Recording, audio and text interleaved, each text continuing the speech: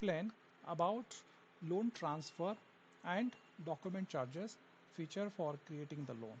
Okay, so let's get started. I am going to create one loan here, and before that let me check the settings I have implemented, because I remember why. Okay, I don't want to create the loan approval process, so I'm keeping here no. So okay, let's get started. I'm searching customer here, then I click loan, and principal amount 10,000, rate of interest, and this is for 12 months. Okay, I click save. So loan 26 is created, which is shown here. Loan number 26 is created here. I search this loan and I received two installments, one and second. Now you can see this is the due principal for. Okay, now the requirement is I want to convert this loan into a new loan, and I want to disburse additional amount. So this borrower is looking for 50,000 now, but this loan is running, so I want to adjust this balance principal in the new loan. Okay, so how I'm going to do, I'm creating new loan, and let's say this loan amount 50,000, rate of interest changed because of old balance, and this is only for 6 months, and I create months here. Okay, and now the last amount, that is loan number 24, I check balance for that, and here the principal looks like that is different loan, I guess 25 and 26. Yes, this was the loan. Okay, 8,334. I want to transfer this amount in this new loan. Okay, so 50,000 is the loan principal amount. Now I click calculate. I had to pay 41,666. Okay, because for the last loan that amount is basically adjusted here. Okay, and I click save. Loan number 27 is created, 27. So what I do, I search number 27. We can quickly check the transaction. Here you can see paid by cash this amount, old loan 26 adjusted with this, and then rest of the thing. Okay, now what happened to loan number 26? So let's search that number 26.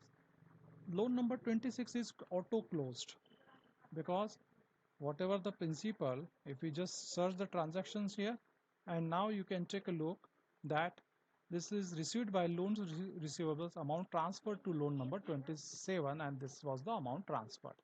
Okay, so this is the feature which will give you power for transferring loan from within customer, or maybe you can have across the customers, you can transfer one loan to the other loan. Okay, now quickly we can check the one more feature, that is document charges. So I click loan here, let's say amount is 10,000, rate of interest 2, and let's say this is for 100 days. Okay, and we, as you know, we already have a feature where you can add the documents, but this is the tax is the new feature we have added. So for example, let's say your processing fee, you have added 100 here, and you want to add 18% GST or whatever tax you want to add there, you can simply add a tax here, and let's say 18 here. Okay, so what will happen, this 118, and your loan amount is 10,000, and you can deduct 118 and it will be adjusted, but in this it will not be deducted because of the setting. Okay, I'll explain that. So I click save. Loan number 28 is created.